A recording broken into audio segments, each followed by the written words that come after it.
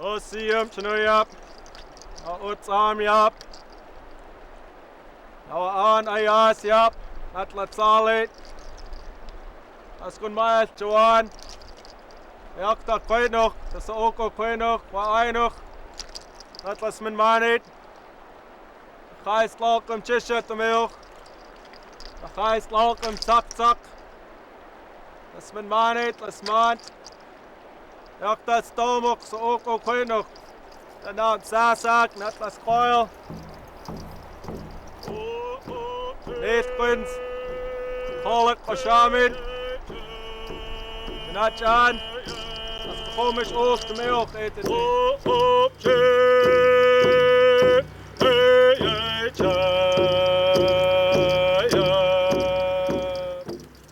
Since time immemorial, Squamish Nation people have lived on what is now referred to as Squamish Nation ancestral territory.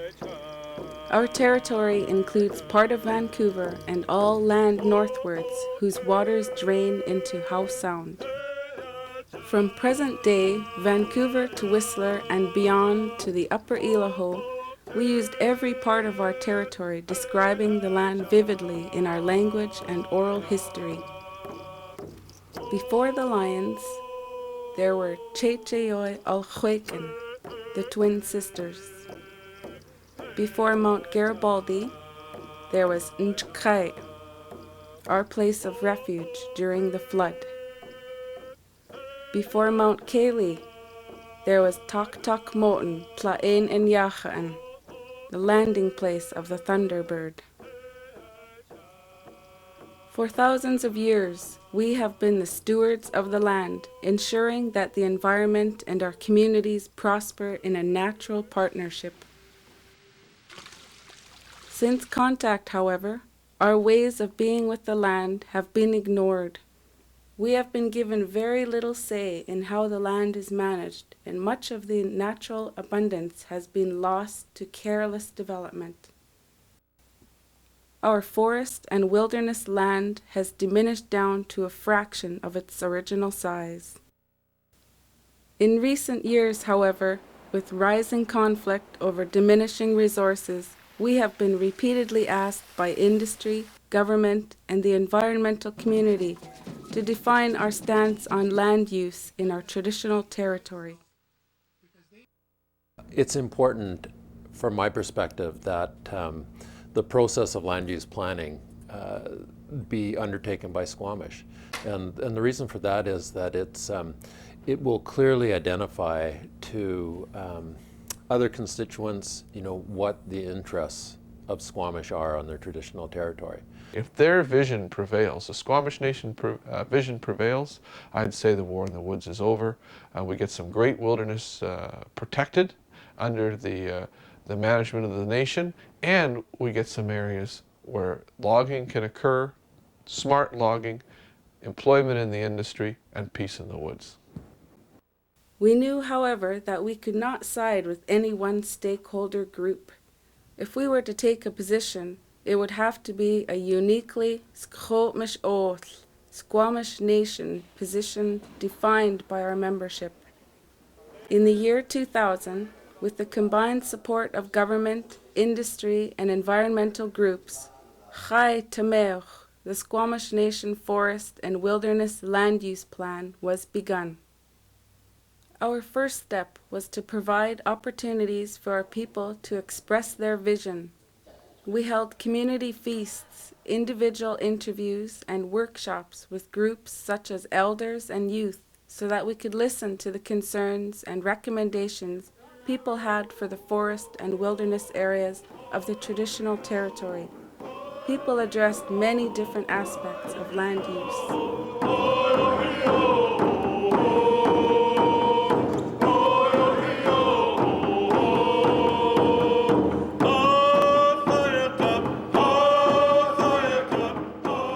The Squamish Nation Land Use Plan is very important to all members of our community, specifically because in our ancestral territory there are competing jurisdictions for the use of our land, and all these competing interests are dividing up and holding dear to themselves their interests in our territory.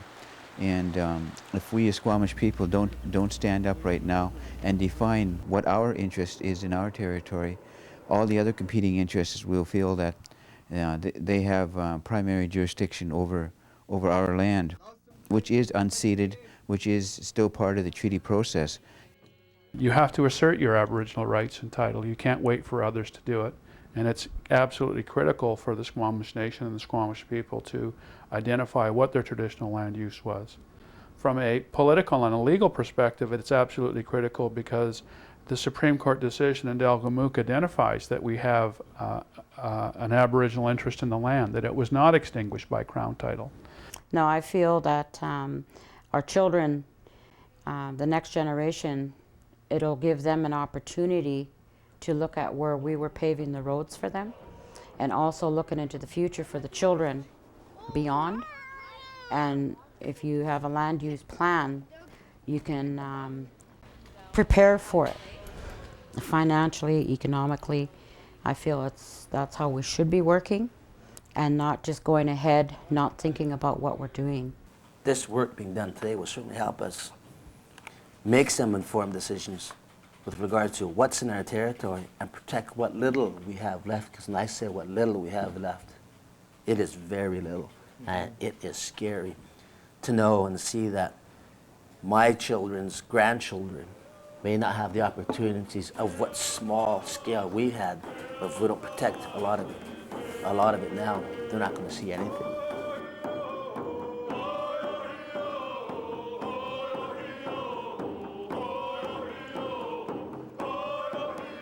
The Squamish Nation territory is our living museum and monument. It shows our past cultural uses. Through our language, we've interpreted the universe around us with mythological stories that are very rich and show who we are and where we came from.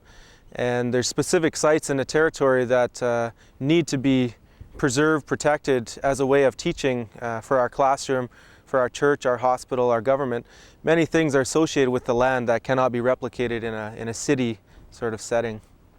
If we don't have a say in the management process for these heritage sites, they will be impacted either by road construction, logging, heavy ecotourism use.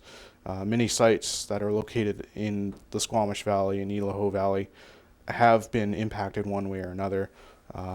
And I've seen firsthand the results of these activities and the adverse effects that they do have on these sites. Therefore, it's very important for us to get into this land use plan process and have a say in the management of these sites. Our ancestors walked those lands, and it's our responsibility, as descendants of those people to protect and respect those lands.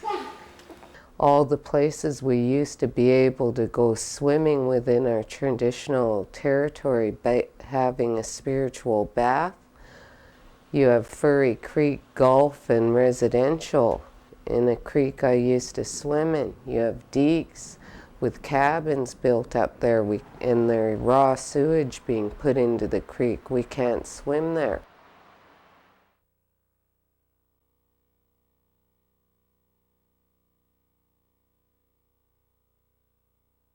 The medicines are hard to get there, and I noticed that for the past 5 years I've been going out and, some places where they work on, like I say, there were tree spacing, and they take everything out, cherry trees and Oregon grape and other, even the berries.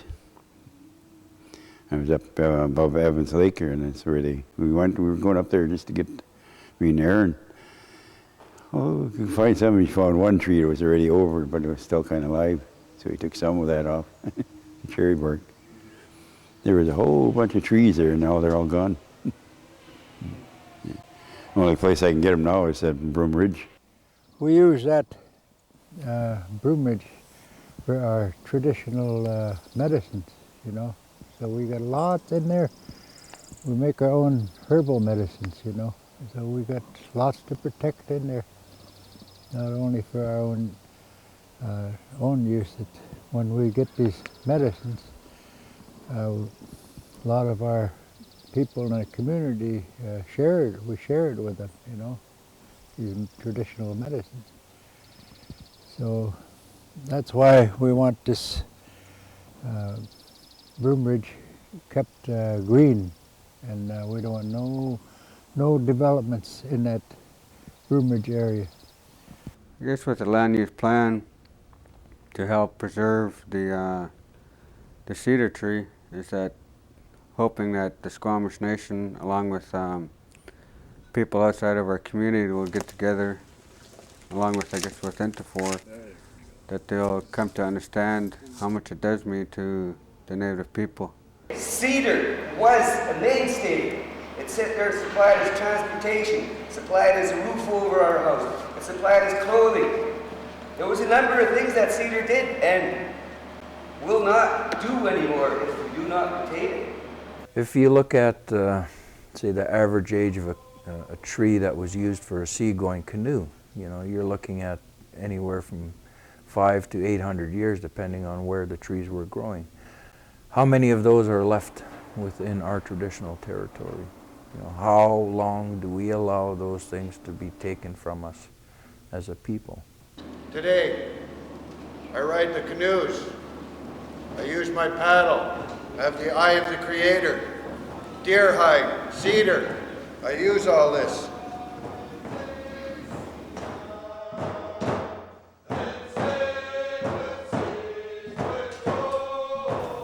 All our trap lines, it's all gone because of logging.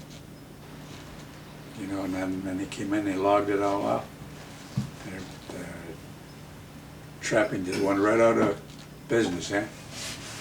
You know, you can't, there was no more places for them animals to hide. Animals need places. Look at all the bears and everything that are going after people, the cougars coming in where people are living. Bears swimming in their pools. So they need a place. All of the surrounding hills here and on both sides of the valley we use for hunting deer. The logging just destroyed 3/4 of our access for deer habitat. I know hunters in the valley, they go hunt in 3 days. They don't even see a sign of a deer. It was every week, oh, I'm gonna go get a deer. They come home, we have a deer, chop it up and hand it all to the elders and we had deer meat. Hunters don't even bother going out anymore.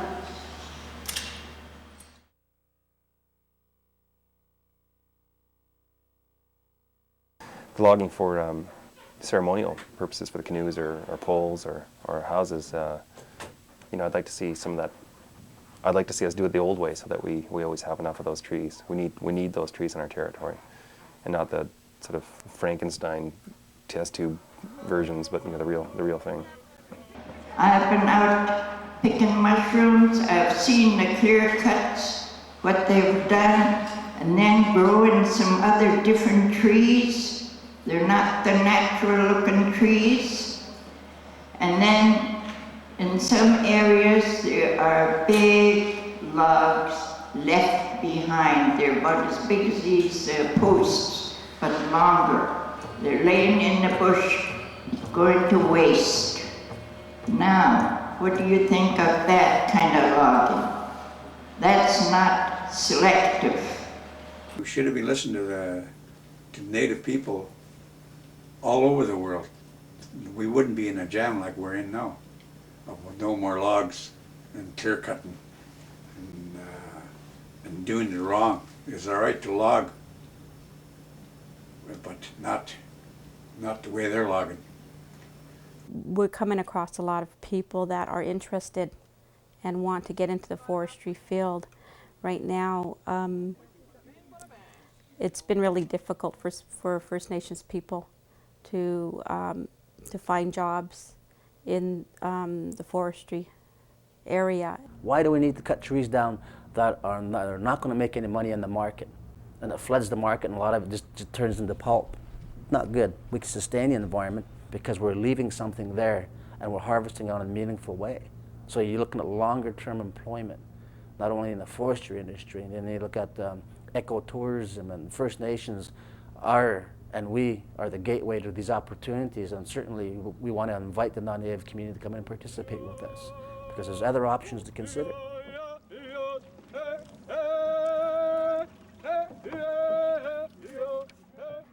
There's been a few areas now that were looked at for tourism projects earlier. Some of those places have already been clear-cut, wiped out. I think cultural tourism, if it's approached in the right way, where you maintain your cultural integrity, you're looking at maintaining the authenticity, I think it can evolve into a real strong economic alternative for some diminishing industries. Ecotourism, to me, it's our way of teaching the world of how our people lived, of how our ancestors brought us up with the traditional teachings of having respect for the cedar tree that we have, that we carve. It gives us a chance to teach the people that this cedar does have a spirit of its own, as well as the canoe has a spirit of its own.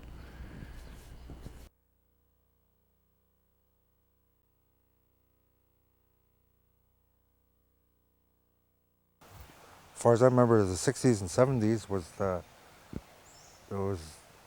you can walk right across the creek. That's how much salmon would be in there. There was lots, but they did a lot of work in here, and with the top ends, how they slowed it down. Every year, or the chum salmon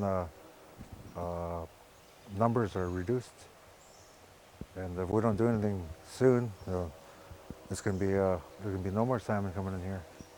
Well, the fish population prior to, I guess, 1975 or so, or in the late 60s, there used to be huge amounts of coho, huge amounts of spring salmon, and huge amounts of pink salmon, which were spawning in the whole river system here. Logging practices, placing the Daisy Lake Dam, which totally rerouted a lot of the water supply, where even now the river is a lot higher for the past 2 years than it has been for the past 20 prior to that, because of they're using it for electrical purposes and running it through the powerhouse through another one of our reserves. I guess they think that maybe reserves are better than other places to put whatever they've got, because the same thing has happened in Vancouver. As a kid growing up, I remember seeing that Kettlebottom River is so full of natural salmon. Once that dam went in, there was no more natural salmon.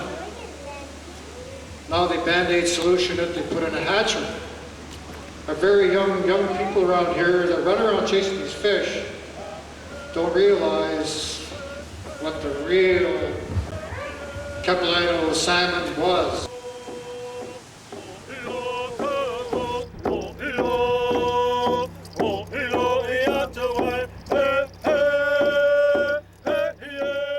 If the lands were preserved, we could teach the youth, take the youth and you know, teach them how to treat it and how traditionally it was used. Especially with the children, they need to have a real sense of connection to the land and to what the land was and can be to us. Otherwise, I think the decisions that the children make in the future, the people make in the future, won't be connected to the past. I like the traditional lands because when we grow up and have our children, the next generation will be able to have something to remember the ancestors with. And they will get to practice the songs and the dances and all the culture. It's actually pretty fun. You get to learn about like Mother Nature and how the native used the land back then. I like being on my traditional lands because you can learn lots of things, like why the cedar tree's almost going, because there's like people destroying them by cutting them down, and you can learn like how to hunt and how to survive in the wild. It's a high time that our younger people begin to get closer to Mother Earth by working with our hands and get to know what's out there in the wilderness.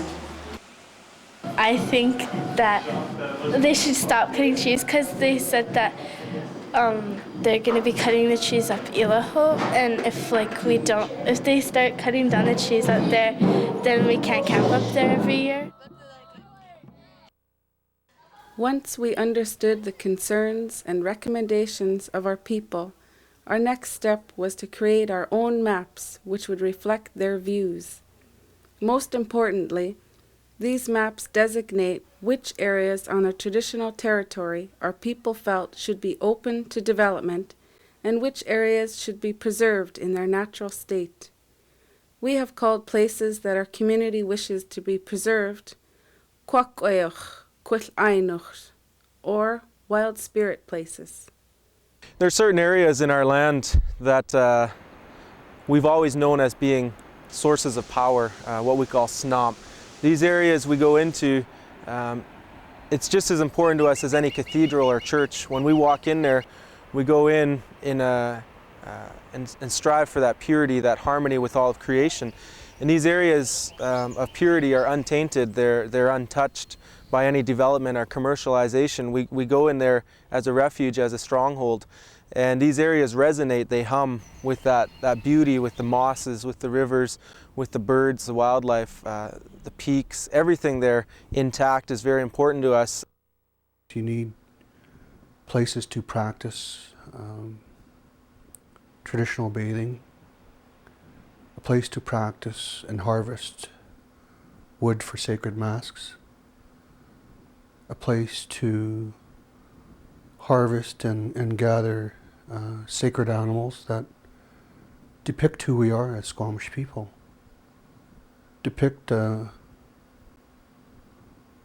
known universe, a perspective that is a part of this land. There has to be some change for our future so that our animals and our fish and our birds will, have somewhere natural to be, so that our grandchildren will be able to see it. Part of our education has to be connecting with the land and those things. And if we can't have, access, or if those things are just not there anymore, like, the different fish, if they're just not there, there's things that just cannot be taught to the kids anymore, right? They'll just never be able to learn that. Other regions have been identified as sensitive, restoration, and community forest tenures areas. Each of these areas have been impacted differently in the past and are open to different uses in the future. What these designations have in common, however, is that they are designed to ensure more Squamish Nation employment and influence on how these lands are managed. Point in time today, we're trying to find more meaningful opportunities for us as a First Nation, our members within the Squamish Nation, for forestry opportunities, not only in the forestry harvesting, but also in the forestry management, and the forestry rehabilitation of past practices that have degraded our territory, our fishery, our wildlife. So we want to participate, but we want to participate sustainably. That protects our inherent rights, that protects our sustainability of our wild spirit places that we've identified. We've always been trying to explore how do we get meaningful employment, that protects the environment, habitat restoration, or being involved in the road deactivation and putting it back to, you'll never get it back to the pristine state that our great-grandfathers knew it as, but you can maintain it where it still is at a beautiful level with the old growth trees that are there. It's imperative that we bestow the stewardship onto the youth so that they will in turn have that connection to our lands and have that memory through the lens of our ancestors to look at the land and do things in a Squamish way, not to replicate any other forestry practices that are detrimental to our distinct identity, but for them to do those practices with a Squamish twist and with our signature on it that shows that we are the original environmentalists, foresters, stewards of the land, and that we left the land intact over thousands of years. It's kind of like a reawakening of the Squamish people with the strife that's happening in the logging, for instance, of the Ilaho. You know, an ancient forest that we believe is very much a part of who we are. As far as the community goes, that outside community, we're natives, and some of them think that we're stirring up trouble. But they got to really look at what's happening. You know, it's not that we're stirring up something. You know, that's our territory, and we are using that territory to make things happen to the good. People, I'm talking about companies and people in general, have to start taking into account the values of our people. I am not going to be categorized in an era of our people that we allowed things to happen. We can't. We've got to, as far as I'm concerned, take a stand and tell people what's what. And I think that's why this land use planning process is so important. And it allows our people the opportunity to provide their input on what our land should be used for. What we have to do is to push our community outside what I call the box. And the box is a small confined area that's defined from the 1860s to about 1890. The federal government and the provincial government gave us 26 of those boxes, and they're called reserves. And what we want to do is to do what our ancestors did before these boxes were resolved and defined for us. We want to go out and beyond these boxes and into our full territory and reclaim back what is originally ours.